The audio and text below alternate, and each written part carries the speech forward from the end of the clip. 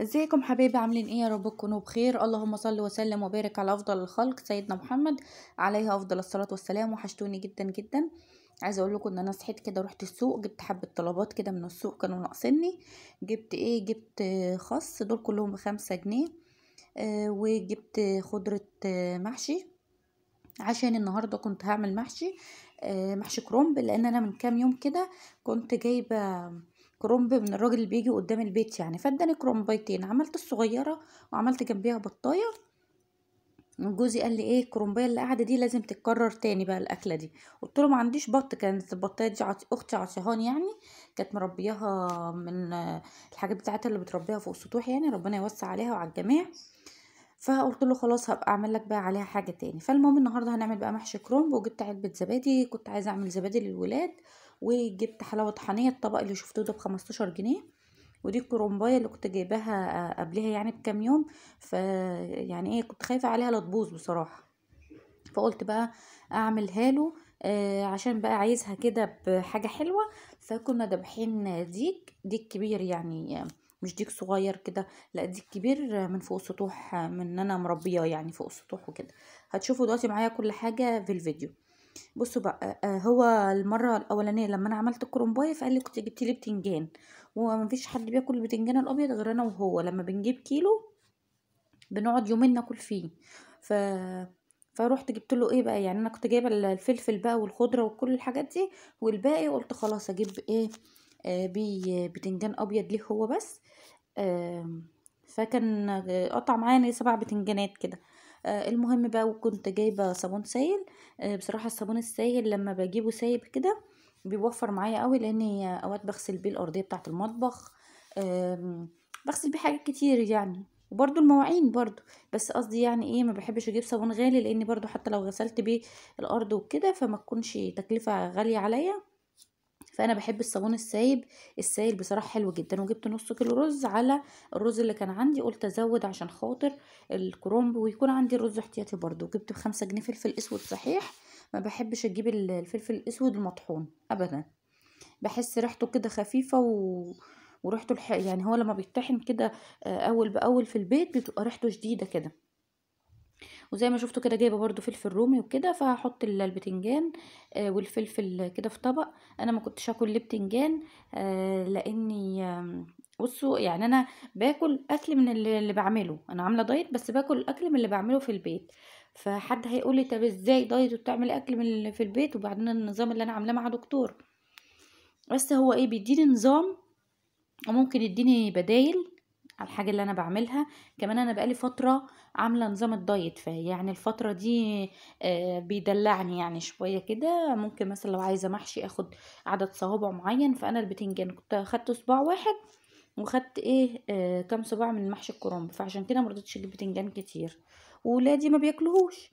فالمهم هاخد بقى الحاجة كده دي هحطها على جنب، والخس دوت هنضفه كده بس مش هصوره يعني معاكم. والورق اللي هشيله منه هطلعه طبعا للفراخ. هبتدي بقى ادخل كده على الكرنبايه. سرحت لكم كده المقطع عشان الفيديو، سامحوني لو طويل شويه، بس الفيديو يعني حلو.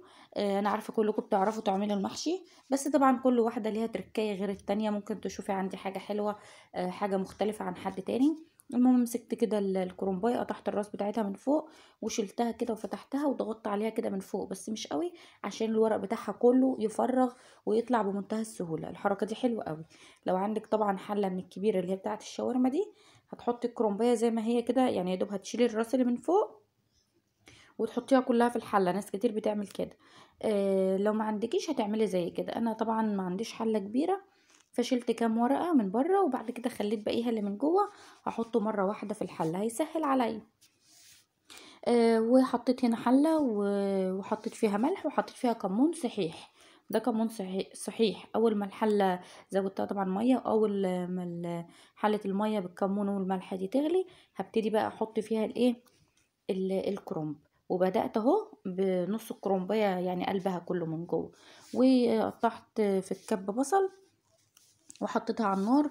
البصل الكتير بيحلي المحشي، البصل الكتير بيحلي المحشي بجد بجد.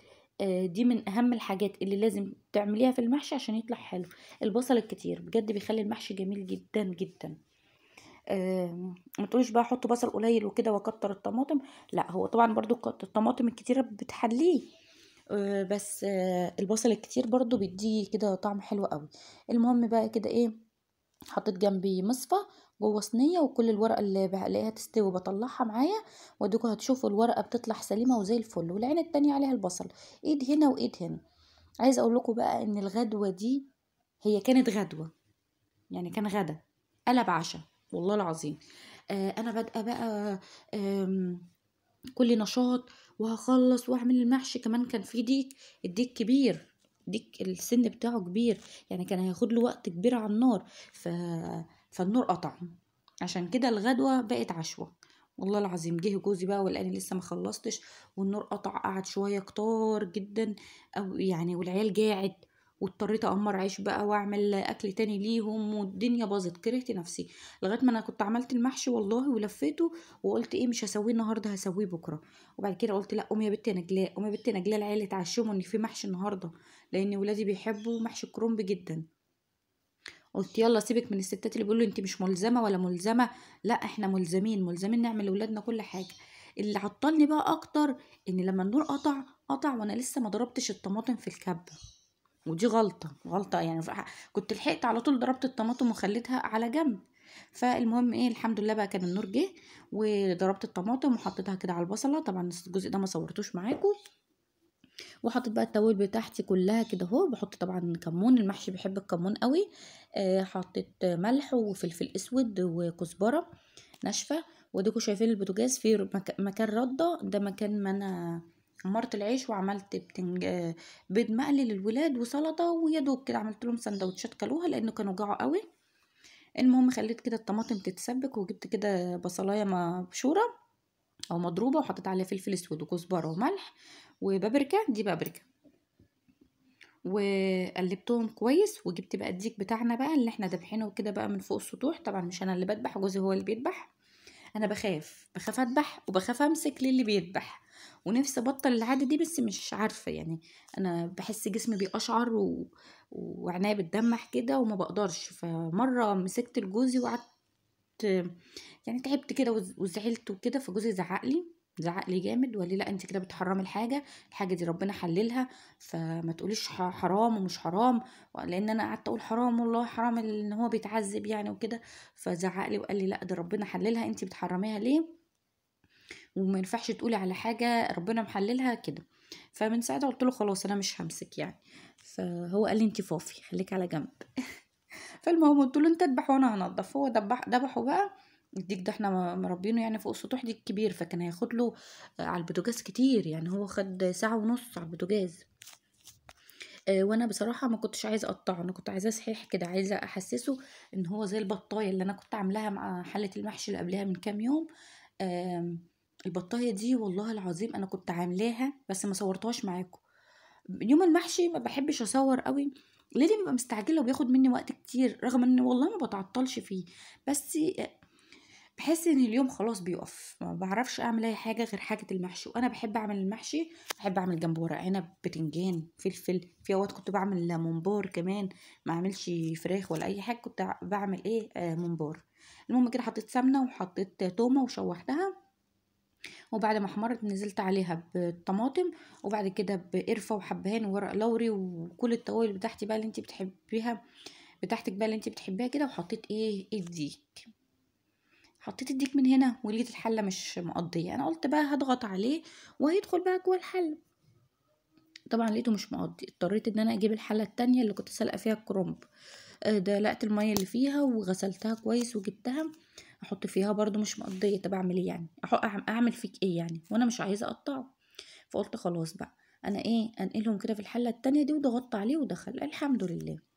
قعدت كده ايه، قعد ساعه ونص على النار. وكنت كمان كان عندي انا عندي ديوكه برضو تانية بس صغيره، فالديوكه بتضرب بعض، ففي ديك تاني كده كان صغير، فجوزي برضو ذبحه، آه صغير في السن يعني. فجوزي ذبحه فجبته ايه وحطيته برضو كده معاه، ما حشيتوش، هو كان صغير يعني كده، وقلت خلاص مش هحشيه، كفايه المحشي اللي انا عاملاه، وحطيته معاه. بس الديك طبعا الصغير استوى الاول طلعته. وهنا المحشي بقى بعمل فيه طبعا غسلت الرز وحطيته والخضرة وقطعتها، بس مش كل الحاجات كنت بقطعها بصورها معاكم، لاني انا كنت مستعجلة، وكلكم طبعا شطار وعارفين المحشي بيتعمل ازاي. بس كلنا بنشجع بعض، بنفيد بعض بمعلومة حتى لو صغيرة. بديكي فكرة، بديكي تشجيع، سواء انا او غيري يعني، وكلنا بنشجع بعض. عايزه اقول لك حاجه، لو انت ما بتعرفيش تسوي المحشي في الحلل اللي استلس، فبلاش تسويه في الحلل اللي استلس، غير لما تتعلمي الاول حاجات. يعني في بنات ما تعرفش اصلا تعمل اي حاجه في الحلل اللي استلس، دايما بتتحرق منها. فما تجيش بقى تتعلمي في المحشي. دي اول حاجه. تاني حاجه، برضو لو انت المحشي دايما بيشيط منك، هقول لك بيشيط منك ليه. بسبب الورقه اللي بتتحط في قاع الحله.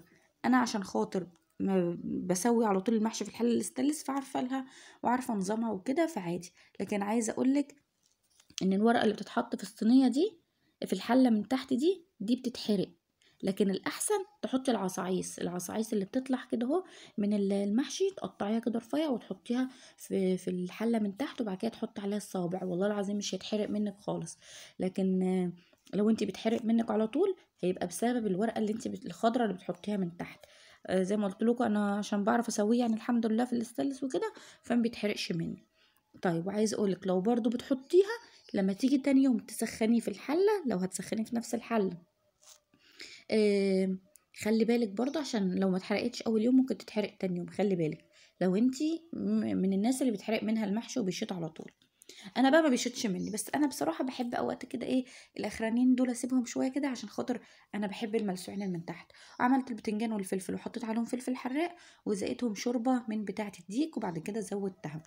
احلى حاجه المحشي يتزق بقى بالشوربه بتاعه البط، بتاعه الفراخ، بتاعه الديوك الكبيره. بيبقى طعمه احلى. وعايزه اقول لكم، ايه اللي ما بيعملش الحركه دي بتاعه المحشي ما كلش محشي. واللي بياكل المحشي بالشوكه يبقى ما كلش محشي. احلى حاجه كده، ما تمسكي حله المحشي، ترجيها كده اهو، وتهزيها وتنزليها كده في صينيه كبيره، مش في اطباق، في صينيه كبيره كده اهو. بقى، وتروحي منزله المحشي، وتاكلي بقى بصوابعك كده. بصوا انا جحت وربنا. المهم الديك كده طلعته وحطيته تحت الشوايه، حمر الحته المقطوعه دي، بسبب ما انا كنت بحط الشوكه فيه بشوف استوى ولا لا. عايزه اقول لكم كان دايب وجميل جدا. والبتنجان بصراحه زاد مني تقريبا الشوربه شويه، فالرز طلع منه، بس مش اشكال، كله هيتاكل، مفيش حاجه هتقعد، كله هيتاكل. والديك كان جميل والله. اديكوا شايفين شكله عامل ازاي. هو ما كانش شكله عاطفي قوي، بس لونه حلو يعني، هو لونه عجبني. والمحشي لما تحط عليه الشوربه لازم تهزيه كده الحله، عشان خاطر الشوربه تنزل من تحت وكله يستوي. واول ما يغلي توطي عليه النار شويه، عشان طول ما وهو بيغلي هتلاقي الشوربه بتاعته بتدلق من بره. فخلي بالك، وطي النار شويه، وبعد كده آم، توطي النار شويه وتخليه يكمل سوا يعني. المهم دخلت بقى كده، بس مش بعد المحشي على طول، لا، انا بعد المحشي بيجيلي كساح والله العظيم. قعدت اقول حسب الله ونعم الوكيل في كل اللي بيقول ان المحشي بيدفي. المحشي ما بيدفيش. يوم المحشي انا ببقى متلجه، صوابعي وايديا وهدومي، مع ان هدومي مش مبلوله، بس انا بحس اني كل متلجه بردانه، بيسقعني. بناكل، بندفى، بنتقل. المهم جيت بالليل كده قلت ما تضيعيش يا بت اليوم في شويه المحشي، شويه المواعين اللي طلعوا منه، واليوم يبقى راح منك كده على الفاضي. طب انا هعمل ايه؟ اهو اشوف لي اي مصلحه تانية اعملها. وخليت الولاد بصراحه هم اللي يروقوا الشقه. بامانه انا لازم اقول اللي ليا واللي عليا، لاني مش هعمل محشي واروق. المهم جيت على بالليل خالص كده، رحت مشغله الغساله وجبت 3 حفاظات وحطيتهم، حطيت اريال وكلورو أرواق كرولوكس الوان، وحطيت الحفظه دي. اول حفظه بصوا طلعت قد ايه احلى بقى، ما احط في طبق وانزل فيها برجليا واطلع واحط واطلع.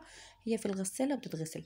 الغساله دي 10 كيلو، العصاره 7. وعايزه اقول لكم الغساله دي عجبت ناس كتير في كام فيديو فاتوا يعني.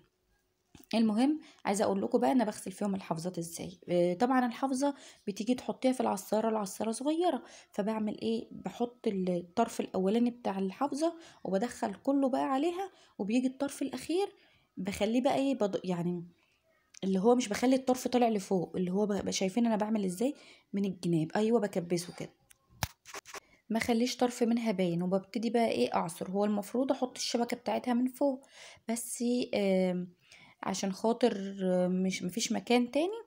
بقعد كده اشغل بالراحه. اول ما تعمل صوت تعرفي ان هي يا اما الهدوم جايه على جنب، يا اما الهدوم طلعت لفوق. فانا دي بلاقيها طلعت لفوق، بروح موقفه وبضغط عليها كده لجوه، وبعد كده بديها عصرة تاني. المهم بصوا نشفت خالص، طبعا هي لسه ما اتشطفتش، انا كده بس بغسلها، بس بضيع منها الميه ام صابون الموسخه. وبعد كده احط بقى الحافظات الباقيين، طبعا بغير الميه عشان الحافظات تنضف. ممكن احط حافظتين او حافظه على حسب الايه، ما هي موسخه ولا لا. بصوا بقى دي الحافظه التالتة كانت صغيره، فحطيتها كلها وحطيت الشبكه بتاعتها اهي. لكن لو ما فيش مكان فما بحطش الشبكه دي. طب هتقولي لي غلط ولا مش غلط وان تغسلي الحافظات فيها؟ بصراحه بتاعتي يعني انا بغسل فيها ومامتي بتغسل فيها وكل قرايبي اللي عندهم منها بيغسلوا فيها، فبسيبها على ربنا و... وايه وربنا يستر. المهم كده دلقت الميه الموسخه كلها وبشطفها كويس. انا حاطه هنا في الخرطوم في الحنفيه الميه سخنه يعني، عشان خاطر الجو ساقع يعني، وكنت بالليل.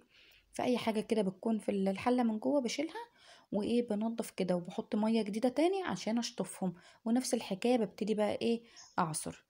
تمام. انا الغساله دي كنت غاسله فيها قبل كده البطاطين بتاعه اوضه الاطفال الخفيفه اللي هي طبقه واحده كده. انا كنت بشطف في الوقت دوت. عايزه اقول لكم ان طلعوا برضو وسخ تاني. انتوا عارفين بقى وجود اطفال وكده، فالحافظات بتبقى موسخه وبتشيل كتير جدا. وبصراحه لما بغسلها في الغساله ريحتني جامد جدا. الغساله دي 10 كيلو، والعصاره بتاعتها تقريبا 7. لو انت بتاعتك غسالتك 7 كيلو، العصاره اكيد هتكون اصغر، فممكن ما تشيلش حافظه.